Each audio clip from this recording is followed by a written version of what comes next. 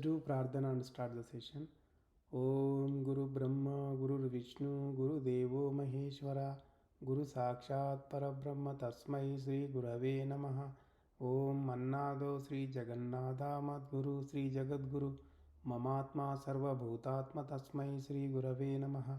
Om Akhanda Mandalakaram Vyaptam Yena Characharam Tat Padam Darshitam Yena Tasmai Sri Gurave Namaha. The only Guru of three religions, Traitatiram originator, sensational writer, the author of more than 100 divine holy scriptures, the emperor of spiritual kingdom, Hindu virtue donor, Sri Sri Sri Acharya Prabodhananda Yogeshwar. We are learning Traitatiram Bhagavad Gita. We are studying Atma Samyama Yogam chapter in Traitatiram Bhagavad Gita. We learned two slokams last week. So, from the first slokam onwards, Bhagavan started telling about sannyasam. That's what we came to know. What is real sannyasam? He spoke about that. So, the one who does not put desire on the fruits of actions, he is called true sannyasi, he said. The one who does not have fire within him and who doesn't perform the actions, he cannot be called as sannyasi or yogi. So that's what we learned in the first slokam.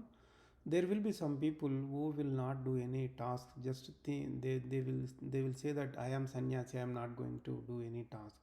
He is not called true sannyasi. He will be only called true sannyasi when he performs the actions and he does not attach the karma. Then only he is called sannyasi. Otherwise, he is not called sannyasi at all. So, like when you put your leg inside the water, if you don't touch the water, if you take out the leg and see, if you don't touch the water, then you are called true sannyasi. Like there is a lotus leaf which will be there in the water itself, but lotus leaf does not attach to the water. So the similar way, the human being, he should be performing the actions, but he should not get attached to the karma. Then he is called a true karma yogi. That's what the first slokam says. So in the second slokam, he talks about karma yogam and brahma yogam both. What he is saying, the jnanis which they are saying sannyasam, that is called karma yogam. So and also when a man becomes the thoughtsless state, that is called yogam, he said. So here the second slokam he spoke about two yogams. One is karma yogam and another one is brahma yogam. So in both the cases, so he is not getting attached to the karma itself. That's why here he is saying sannyasam means the sannyasam uh, should happen only when you do yogam itself. So the karma yogam means uh, he should not show desire on the fruits of action. He should not listen to the ego. We learned that. In Brahma Yogam, the mind should not bring any thoughts when he is in the Brahma Yogam. So that state is called Sarva Sankalpa Sannyasam state. So it is called Brahma Yogam itself. In the Brahma Yogam, he will not have any uh, information about the external world. He will lose all the contacts of external world itself. He will directly visualize Atma. That is why it is called Brahma Yogam. So yeah, that's about the last session, what we learned those two slokams. Let us continue our journey learning further. Let us see the third slokam, what he says over here. Arurukshor muner yogam karma karanamuchyate Yogarudhasya tasyaiva shamaha karanamuchyate. So this slokam is talking about Karma Yogam and Brahma Yogam, both the yogams. So what he is saying, the one who is practicing yoga, who is practicing yoga, the reason for that is the karma is the main reason to practice the yoga practice, uh, and the the reason for destruction of karma is yogi. So here two things we need to learn. What is the reason for yoga sadhana? Yoga sadhana means yoga practice. And similarly, what is the reason for yogam? That we need to learn. So here there are two reasons. One reason is yoga sadhana. One reason is karma. In the slokam it is said. Another reason is destruction of karma. There are two things told in this slokam. So when there is a karma, then only there is a yoga practice is there. So since there is a karma, yogam practice is there. When there is a karma destruction is there, then there is a yogam itself. So for yoga sadhana, the practice of yoga, karma is the reason. For destruction of the yogam, the reason for yogam is destruction of karma. So the main important reason for yogam is to avoid the karma itself. That's what told in the slokam itself. So in order to destroy the karma, you have to do yogam itself. So whenever there is a destruction of burning of the karma is happening inside the body, then we can say yogam is in progress. Yogam is in progress. So the reason for yogam is destruction of karma, elimination of karma, detachment from karma. So in this slokam, yoga sadhana is different and yogam is different. Yoga sadhana means yoga practice is different. Yogam unification is different. That is the main important thing we need to notice that. So here the one who is practicing yogam, he is not called yogi at all. The one who is doing yogam, he is not a practice. He is not practicing yogam. Here two things, because see, if he is studying a class, first class, when he passes that, we say he is into second grade. So if he does not pass there itself, then he is still called, he is in the first class itself, still he is learning to pass the first grade and enter into the second grade. Similarly here, the yoga sadhana, the practice of yogam, he will continue. When he achieves that, then he will enter into the yogam. He is called yogi. So and also this slokam is about karma yogam and brahma yogam. Even for karma yogam, so who does karma yogam, he is called karma yogi. Who does brahma yogam, he is called brahma yogi itself. So in order to achieve that, sadhana is important, the practice is important. So he has to do practice, exercise and everything, and he has to get it and then do it. First you get it and then you do it. In order to get that, you have to do practice that. So then only you are going to get it. So that's why yoga means, so it tells about both the yogams here. Let us go to the fourth slokam. Yada hi chendriyartheshu na karma shvanusajyate sarva sankalpa sanyasi yoga ruda tadhochyate.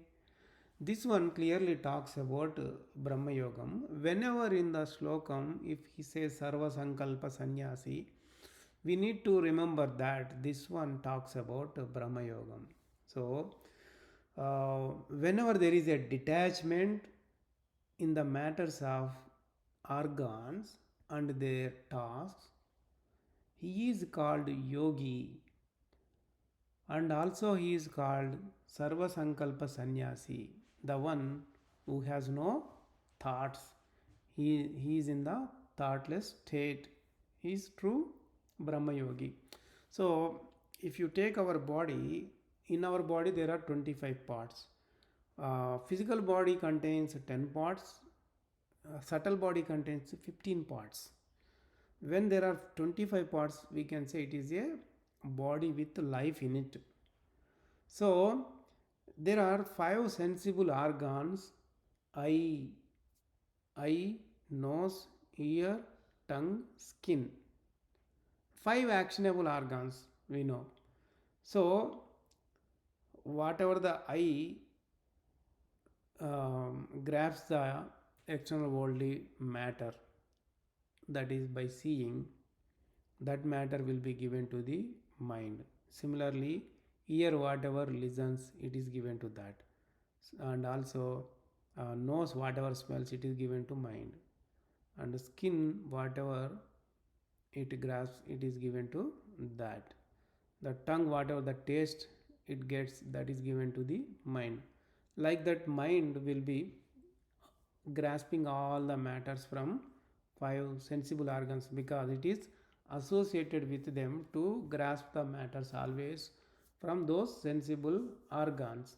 And also mind what it does, so mind will be memorizing the matters, and periodically what it does, so not only grabs the matters from external organs, the sensible organs, but also it will take out the matters what it memorized earlier, will be given to the buddhi, the intellect.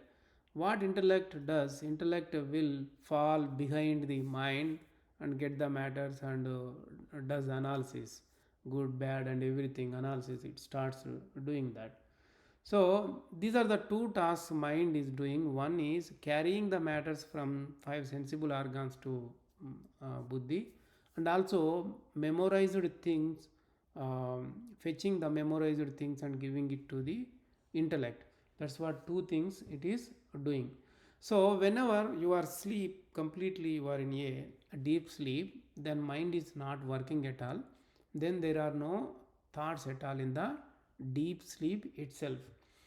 So, whenever we could stop the two things of the mind, what it is doing when we are awake, so that becomes the Brahma Yogam itself. So, whoever tries to do that, detaches from all the organs, then he can enter into the Brahma Yogam state. For example, so if you are in a no man's place, if you close your eyes, so you are not seeing the external matters in front of you, so you cut that sight, then you are not listening to any words. When you put something inside the ears like a cotton or something, not to get the matters from outside, the sounds and all those things. So and also your tongue, you are not eating anything, tongue does not tell any taste, and you are not sensing anything with the skin, so the touch sense is gone, you say. And smell, so you are in no order place, no smell is coming up. So this way you will be sitting at one place, you stopped all the actionable organs functioning, so you will be sitting at one place, and you avoided five sensible organs matters, five actionable organs task itself. So does that become Brahma Yogam by doing so? No, it's not complete. It's not Brahma Yogam. Still you are in the sadhana state. That means practice state itself. So because one task you avoided from the mind doing. So mind, what mind is doing, carrying the matters from sensible organs and providing it to intellect. Here you stopped that, but second task is there. The mind's second task is, it will bring up the matters which it memorized earlier. So those matters, when it fetches back and gives to intellect, even though you stopped all the external organs matters and everything, so internally you will be falling behind the mind itself. The intellect will be taking the matters from mind and will be doing analysis. So then also the Brahma Yogam is not happening. Whenever you could achieve that, then it becomes Brahma Yogam itself.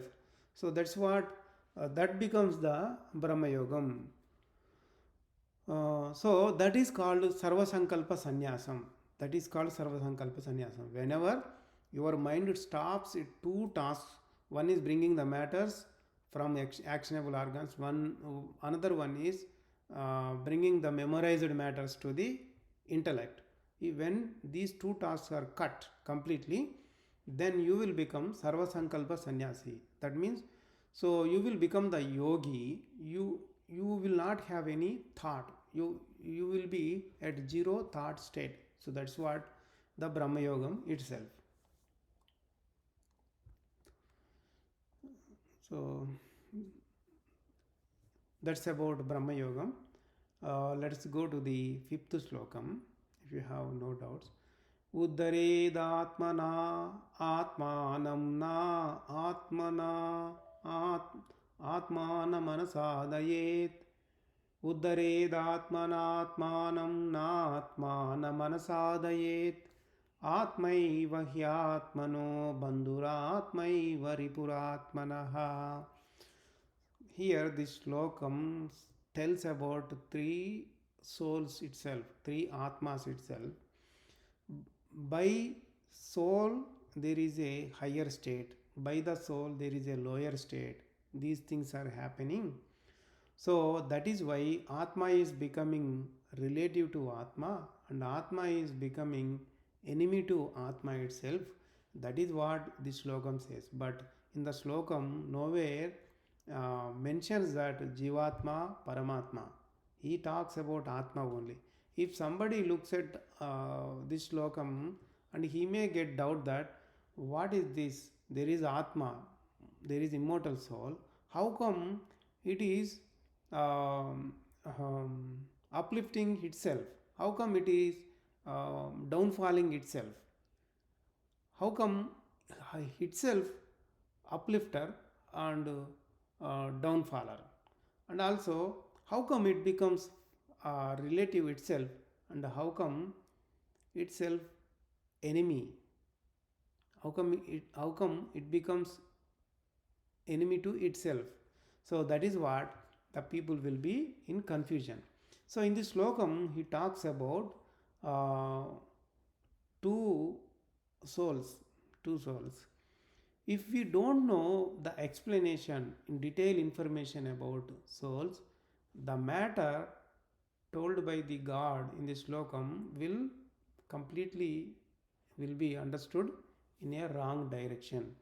So we need to understand, we need to grasp that which slokam is talking about which Atma. Whenever we know that, then the matter we can clearly understand. So some people who gave interpretation, what they did, they brought mind which was not told in the slokam itself uh, as part of the meaning of the slokam. That is totally wrong. So here in this slokam he talks about soul itself, the immortal soul. So that is why by one soul the other soul will be uplifted. By one soul the other soul will be going into the downward state. So that is what this slokam also talks about. And not only that, one soul is becoming relative to another one, and also one soul is becoming enemy to another soul. So here there are two questions. One, which soul is uplifting which soul, and also which soul is um, pushing down the another soul. The second one is which soul is relative to which soul, and which soul is enemy to which soul. So relative or friend we can say. So one is a friend, another one is a enemy we can say. So and also why one soul is becoming friend to another soul, and why one soul is becoming enemy to another soul, that is explained in the sixth slokam itself. Here also in this slokam, let us learn which soul is becoming enemy to which soul, and which soul is becoming friend to which soul. So we know that there are three souls in our body: absolute soul, immortal soul, and mortal soul. Paramatma, Atma, Jivatma. So here the main important question is, among these three souls, absolute soul, immortal soul, and mortal soul, who is enemy to who and who is friend to who? That we need to learn. So here we have the order, right? The mortal soul, immortal soul, absolute soul, right? So either this way or another way: absolute soul, immortal soul, and mortal soul. If we can compare the parts, these three parts, as the parts of balance, which has two plates, left side and right side. There is a one rod in the middle, and there is a center. So and there is a horizontal rod. For that horizontal rod ends, so there are two plates tied for the balance. So balance will have three things, right? So even we can see the balance on the court, in the court, in the court also, in the judgment court. During the judgment they will show that symbol, the balance will have two plates, left side one, right side one. In the middle there is a center where we hold that and see which the items we will balance that, whether it is a balance equally or up or down. So that's what. So when we are comparing that one with the three souls: immortal soul, absolute soul. So Jivatma, Atma, Paramatma. Here the middle one is Atma, the immortal soul, which is in the equal distance to both mortal soul and immortal soul. So the mortal soul and the absolute soul, Jivatma and Paramatma. So in between these two, the the middle Atma is immortal soul. This immortal soul is not partial to any of them. So it's not partial. It's not favorable to Jivatma or favorable to Paramatma. It's not, the immortal soul is not favorable to mortal soul. Immortal soul is not favorable to absolute soul. It is maintaining equal distance. It is neutral, we can say. It's neutral. So here if we compare that, so suppose we have 1 kg kilogram stone you have. So what you will do, you will put in a balance at one side. So another side, what you are going to do, you will put on weight. Some first when you did not put anything, the 1 kg gram is higher weight, right? So that will be down and the other side will be up. So if you compare that, like, so the mortal soul, he reduces himself, thinking that he is nothing. So he is just a cause. He is not the doer. He is not doing anything. So then he reduced himself. Then his part will go upside. So he will become friend to absolute soul. So if not, if he thinks that he is everything, so he doesn't even care the absolute soul, then his side will be weighing more. So when you put more weight, more than 1 kg, 1 kilo, um, uh, side plate will go upside, right? uh, so this one will come to the downside, the mortal soul. That way, by absolute soul, the mortal soul is getting upliftment, or by absolute soul, the mortal soul is getting going downfall. So the absolute soul is becoming friend to mortal soul, or the absolute soul is becoming enemy to mortal soul. So this is what we learnt in this Shlokam. So let's learn how it is enemy, how it is a friend to mortal soul. Let us look into the sixth Shlokam, what it says. बन्धुरात्मा आत्मनस्तस्य येनात्मैवा आत्मना जितः अनात्मनस्तु शत्रुत्वे वर्तेता आत्मैव शत्रुवत्. So this one is also talking about Paramatma, Atma and Jivatma.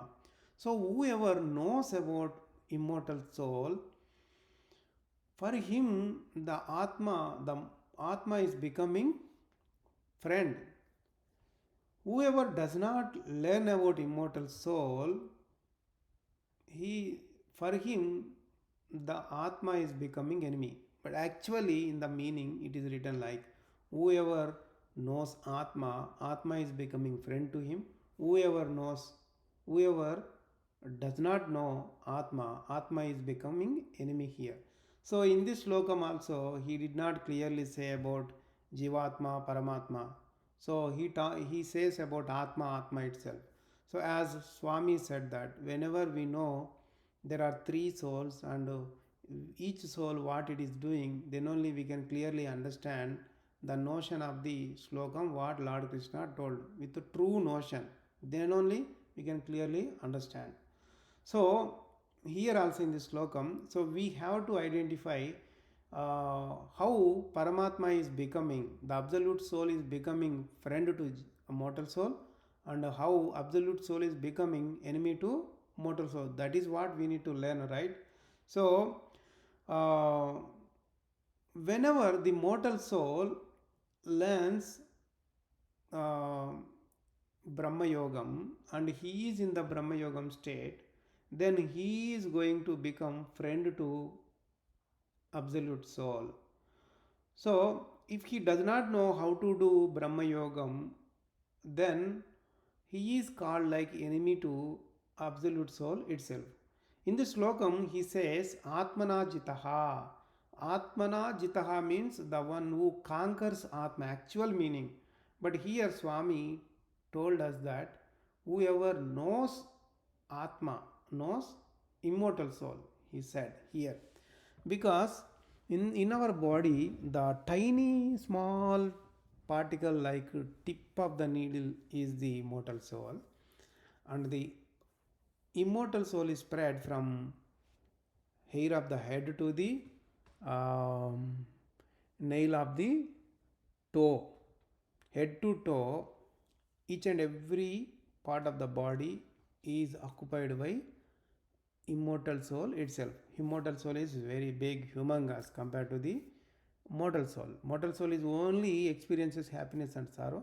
Immortal soul does all the tasks behalf of the mortal soul. And also the immortal soul is a god to the mortal soul inside the body. So he cannot conquer immortal soul. The mortal soul cannot conquer immortal soul. That is why we need to say that whoever knows immortal soul instead of whoever conquers immortal soul here.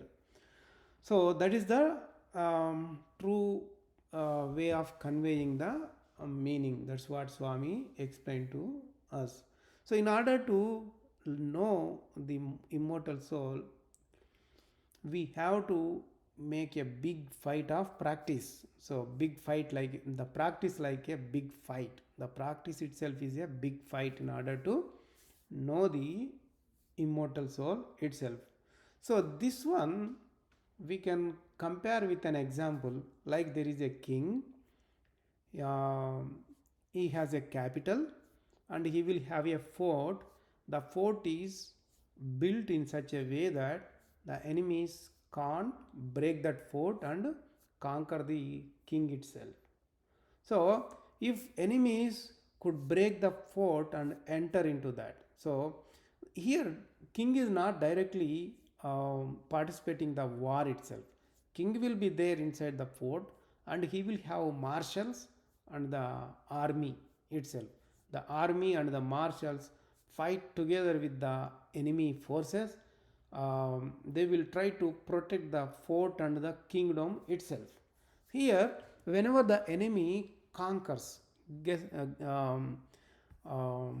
wins over the king, so he does not require to kill the king.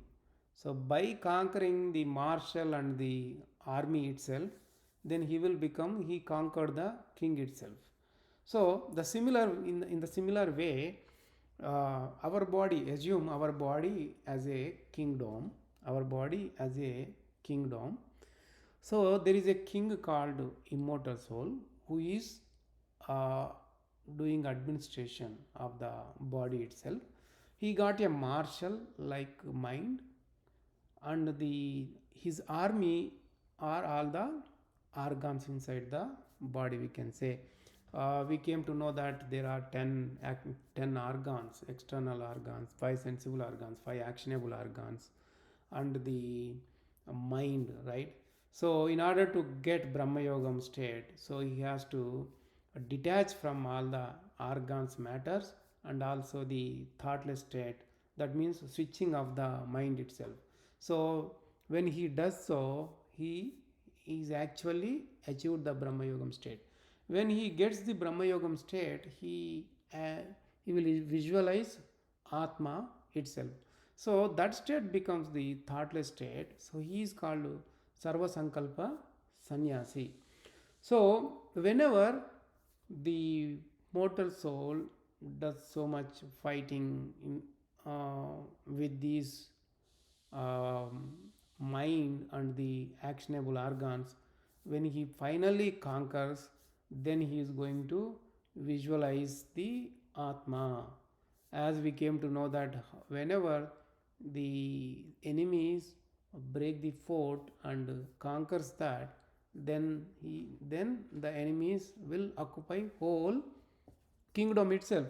Here also the mortal soul has to bypass these organs and the mind, and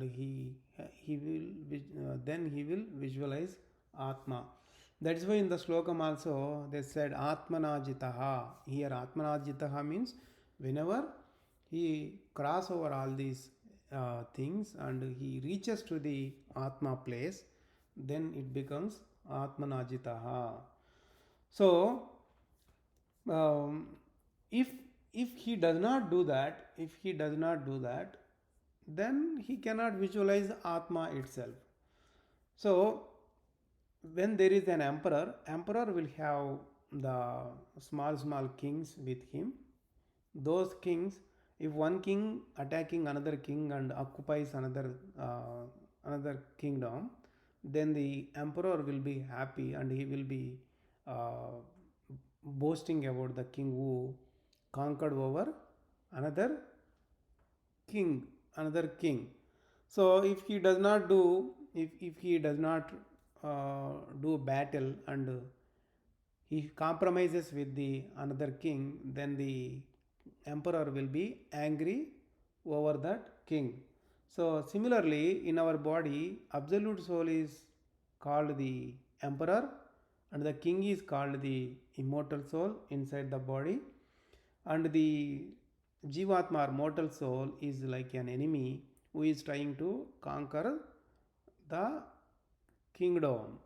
So whenever he succeeds in that, what happens? He visualizes Atma, then he becomes knower of the Atma, right? Immortal soul itself. Then absolute soul will be happy.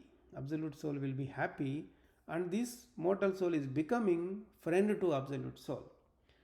If the mortal soul does not do that, he compromises with all the organs, and he does not even try for that.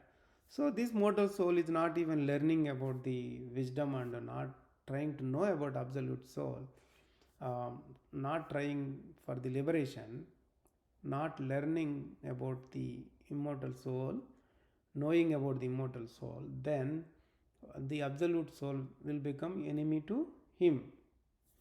So he will treat, the absolute soul will treat him as an enemy.